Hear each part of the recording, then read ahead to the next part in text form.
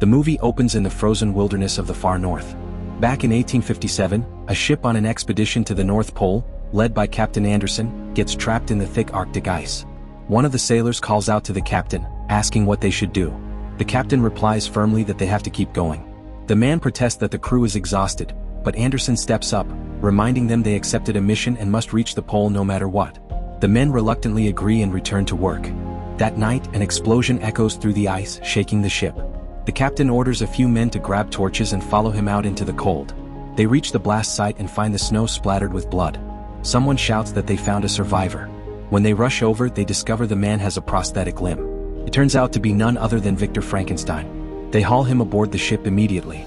As they do, eerie growls echo across the frozen wasteland. The men rush back, weapons ready, as a monstrous creature approaches through the snow. The thing is unlike anything human, strong, fast, and able to heal from gunfire. Even after being shot several times, it keeps advancing. Captain Anderson runs to get Victor, while the men desperately try to hold their ground. The creature kills several of them with brutal force, roaring Victor's name and demanding that the man be handed over. When it reaches the ship, one of the crew fires a heavy weapon that knocks it down. For a moment, everyone thinks it's dead, but then it rises again and starts pushing the ship, tilting it dangerously. Another man fires, but the shot hits the ice instead, cracking it open beneath the monster's feet. The creature plunges into the freezing waters below and disappears. Later, the ship's doctor gives Victor a herbal remedy. When Victor regains consciousness, he asks where he is and how many men the creature killed. The captain tells him 6. Victor warns that the thing will return, that it cannot die. The captain insists it drowned, but Victor shakes his head. He explains that he's already tried to destroy it himself. If it comes back, he pleads they must let him face it. Then Victor reveals the horrifying truth. When the captain asks who could have created such an abomination, Victor answers quietly, "I did." Dressed in new clothes but still weak from his injuries, Victor says he'll tell the captain everything. He begins his story by explaining that his name, Victor Frankenstein, was chosen by his father, a name that means conqueror. His father, a baron and renowned surgeon, married Victor's mother not for love but for her wealth and social standing. Victor recalls that his father was rarely home, and when he was, everyone obeyed his every word.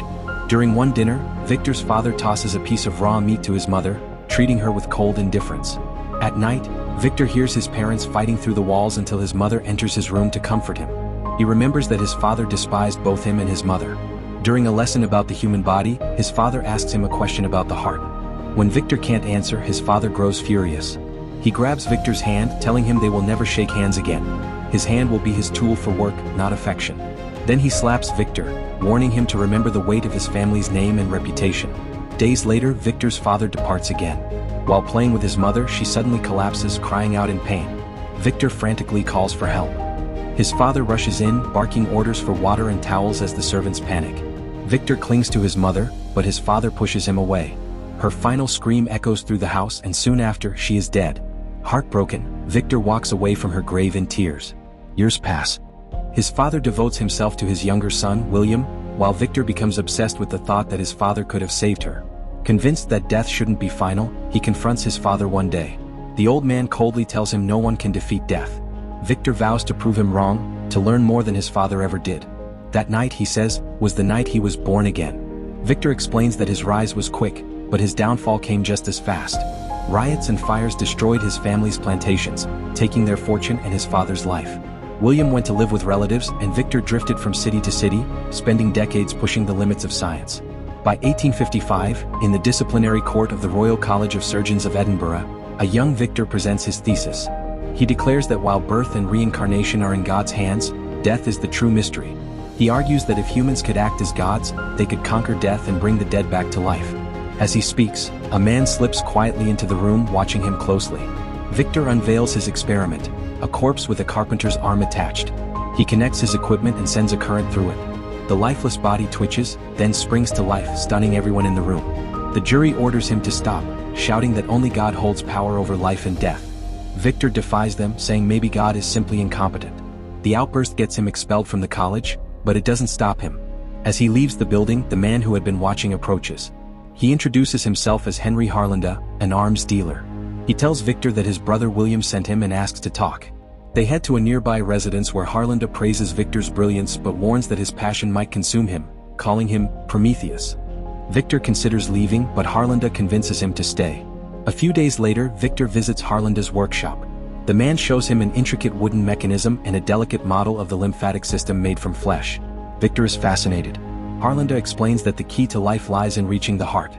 Victor shares his own theory, that true life could be achieved through the spine. Excited, Harlinda offers unlimited funding for Victor to pursue his project in an abandoned tower, in exchange for a favor someday.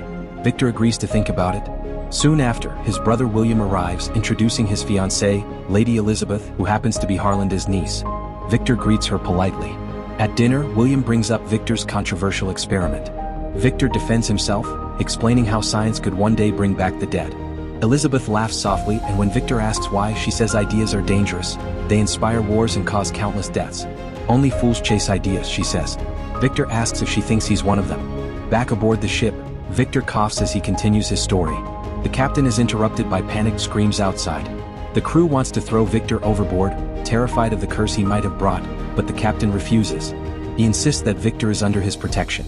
Victor presses on, explaining that a few weeks later, he visited the abandoned tower Harlinda had promised him. The moment he saw it, he knew it was destiny. Harlinda told him to ask for anything he needed, and Victor requested cages, generators, high-voltage columns, and other scientific tools. His brother William helped him build the lab, and Harlinda sealed the deal with a handshake. Soon, Victor was seen at public executions, collecting the bodies of the condemned for his experiments. One day, he spots Elizabeth leaving the crowd and follows her to a church. Pretending to be a priest, he slips into the confessional beside her. She confesses that she feels hatred toward her fiancé's brother. When Victor reveals himself, she is startled, but later agrees to meet him. At a restaurant, Victor guesses she must read romantic novels, but she opens her books to reveal studies of insects. She says she's fascinated by what seems insignificant in nature. Later they dance together, the attraction undeniable. Meanwhile, Victor continues perfecting his lab with William's help. Days later, he and Elizabeth spend time together catching a butterfly. But back in his lab, his experiment fails. His method of stimulating the spine doesn't revive the corpse. Frustrated, he returns to Elizabeth, who plays piano at a ceremony. Harlinda warns Victor not to get distracted, giving him 1 week to produce results. Elizabeth visits the lab again, holding the butterfly they caught. She tells Victor she's made her choice and leaves him heartbroken. Desperate for clarity, Victor takes a bath. In that moment of calm, inspiration strikes. Symmetry, the divine balance of the body. Still naked, he rushes to the lab, adjusts his equipment, and carefully inserts the needles into the spine. A surge of electricity flows through the body. The corpse suddenly jerks upright. Victor gasps, disconnecting the wires. He has done it. Days later, he is on a Crimean battlefield, collecting corpses of soldiers and criminals. He requests a tall body with long limbs, his perfect creation. Working tirelessly, he stitches together the pieces with surgical precision. When the work is complete, he prepares to bring his creation to life, using electric currents and the lymphatic system to reawaken the heart and brain. As thunder rumbles outside, Victor positions the energy source over the heart, waiting for the storm to strike. He knows the moment has come. Victor rushes to alert Harlinda, but as he approaches, he notices something strange about the man's demeanor. Harlinda, dying and whose health has deteriorated because of syphilis, confesses that he supported the project only because he wanted his own brain to live on inside the being Victor was creating. Upon hearing this, Victor refuses, believing Harlinda's brain is already infected. Victor goes to set up the lightning rods, but Harlinda follows him and begins to interfere. He grabs part of one of the machines and threatens to throw it into the void, trying to force the experiment to happen right then.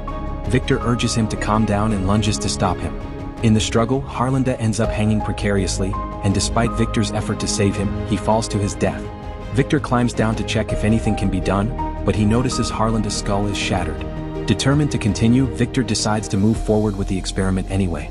He sets everything in motion, ready at last to challenge death itself. He applies the electricity, shocking the creature, but things don't go as planned. Realizing it hasn't worked, Victor approaches the being he created and notices there's no pulse, no life at all. Disappointed and exhausted, he decides to rest. He lies down and falls asleep. The next morning, he wakes to the sound of someone calling his name. When he opens his eyes, his creation is standing before him. The creature he thought was lifeless the night before is now upright, staring directly at him. Victor, both awed and frightened, approaches it slowly and shows it light for the first time. The being merely imitates his movements. Victor introduces himself, and the creature repeats his gestures without understanding. Elsewhere, Elizabeth is with William, who is reading through a pile of letters until one catches his attention. Back with Victor, he leads the creature to the deepest part of the tower, where he chains it inside the core of the structure.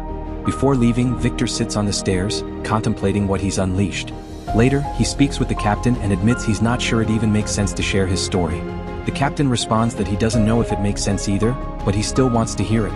Victor tends to the creature's wounds, discovering it has immense strength and an incredible ability to heal. Exhausted from working without sleep, Victor tries to get the creature to say something beyond Victa. When it fails, he becomes frustrated and agitated, causing the creature to react nervously. At that moment, his brother William arrives with Elizabeth. Victor lets them in, but his excitement turns into obsession. He grabs Elizabeth's arm and insists on showing her what he has accomplished. She pulls away and asks where her uncle, Mr. Harlanda, is. Victor avoids the question and instead takes William to show him his creation. William hands him a letter from the medical tribunal, but before Victor can read it, Elizabeth hears the creature from another room and follows the sound. She finds it wounded and chained, and her expression turns to horror and compassion. She confronts Victor, demanding to know how he could treat a living being this way. Victor leads them both to see the creature up close. He explains that he created it himself and that it's chained for safety.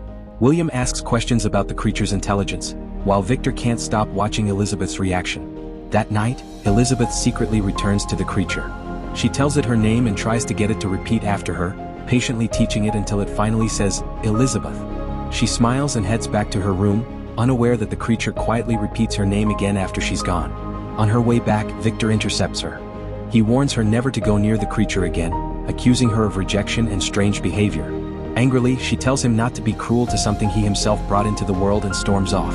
Furious, Victor rushes to the creature and demands that it speak more than just its name. When it fails to respond, he strikes it violently in frustration. The next morning, Victor lies to William, showing him Harlanda's body and making him believe the creature killed him. He tells William to take Elizabeth away, and William obeys. Once alone, Victor drenches the entire tower in gasoline, even the chamber where the creature is chained.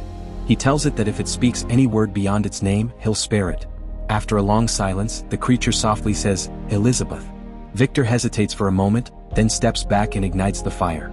Flames race across the tower as the creature screams Elizabeth's name. In a moment of regret, Victor tries to go back to save it, but an explosion hurls him across the room. The collapsing structure crushes his leg, amputating it. William and Elizabeth return just in time to see the tower burning. The scene cuts back to Victor telling his story to the captain. They hear a noise and the captain goes to investigate. When he opens the door, he comes face to face with the creature. It grabs him by the throat, but Victor shouts for it to let him go, telling the creature that he's the one it wants. The captain, however, tells it to kill him if Victor's story is true. The creature lowers him instead and says that now it will tell its own story. It begins recounting what happened after the fire. As the flames consumed the tower, it screamed for Victor, but no one came. It broke free from its chains and leapt into the freezing water below. When it woke, it was far from the ruins, wandering through forests until it found a corpse, from which it took clothes.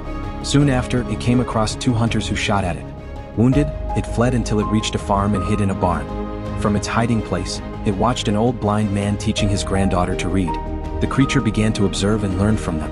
At night, it performed small tasks to help the family, stacking firewood, leaving food, repairing things. The family, unaware of its existence, spoke of a mysterious helper they called the spirit of nature or the spirit of the forest. One day, wolves attacked the farm, and not long after, the family left for the winter, leaving the old man alone. The creature contemplated revealing itself many times but feared rejection. Finally, it did. When the old man met it, he was kind, offering bread, shelter, and warmth. Over time, they formed a genuine friendship. The old man taught it to read, and its first book was the story of Adam and Eve, the fall, and the wrath of God. Through this friendship, the creature began to discover its own humanity. One day, the old man asked if it remembered anything from its past. The creature said it only recalled fragments: sand, fire, heat, cold, and one word that echoed endlessly: Victar. The old man told it to seek that memory, so it returned to the ruins of the tower. There, it found letters and notes revealing the truth, its creator's full name, Victor Frankenstein. It returned to the farm to say goodbye, but when it arrived, it found the place destroyed and wolves attacking the old man. The creature fought them off with brutal strength but found the old man dying. With his last breath, the old man told the creature that even knowing the truth, he still considered it a friend. Moments later, the rest of the family arrived. Seeing the creature beside the body, they shot it in the eye and then fired repeatedly, leaving it for dead. But it didn't die. After lying motionless for hours, it revived, consumed with one purpose: to find its creator and demand something from him. Meanwhile, Victor has recovered from his injuries. William visits him, encouraging him to move on as his and Elizabeth's wedding is approaching. He also mentions that townspeople believe the explosion at the tower was an accident. During the wedding preparations, Victor visits Elizabeth's room to wish her happiness. Instead, she slaps him and tells him to stop lying. He leaves in shame, returning to his room, where the creature is waiting. Victor asks if it's there to thank him for giving it life. The creature replies that it only wants one thing: a companion, someone like itself. Victor refuses, saying he will never create another monster. He rages, calling the creature an abomination and a mistake. Enraged, the creature throws him against the wall. Elizabeth rushes in and, seeing the creature, embraces it gently. Victor grabs a pistol and fires, but the shot hits Elizabeth. Mortally wounded, she dies in the creature's arms. William rushes in and is struck down in the chaos, hitting his head fatally. Victor holds his dying brother, who tells him he's always been afraid of him, of his obsession with controlling life and death. With his final breath, William calls him the real monster. Driven by grief and guilt, Victor chases the creature to the frozen north. The creature recalls how their pursuit left nothing behind, just him and his creator, alone. Eventually, Victor takes shelter in a tent. The creature finds him there. Victor fires at it, but the creature drags him outside into the snow. Victor tries to fight back but is overpowered. The creature grabs a stick of dynamite and tells him, "Light it and pray for my death, or I'll come for you." Victor lights the fuse and runs. The explosion engulfs the creature, but it survives, badly wounded. Standing before Victor on the ice, the creature says, "Here we are, exhausted and finished." It steps closer and takes Victor's hand. With his last breath, Victor calls it son and begs forgiveness for his cruelty. The creature forgives him, saying that as long as it lives, it can do only one thing: to live. It asks Victor to say its name, the name that once meant everything. Victor whispers, "Victor." The creature kisses his forehead gently. Moments later, the ship's captain orders the crew to stand back as the creature pushes the ship free from the ice trapping it. The captain halts the pursuit and tells his men they're heading home. The creature looks toward the sunrise, and as Victor once taught it, it extends its hand toward the light. Thanks for watching. Don't forget to hit that subscribe button and turn on the notification bell so you never miss any of the exciting content coming your way. Every new video is made with you in mind, and I'd love to have you here for the journey. See you in the next one.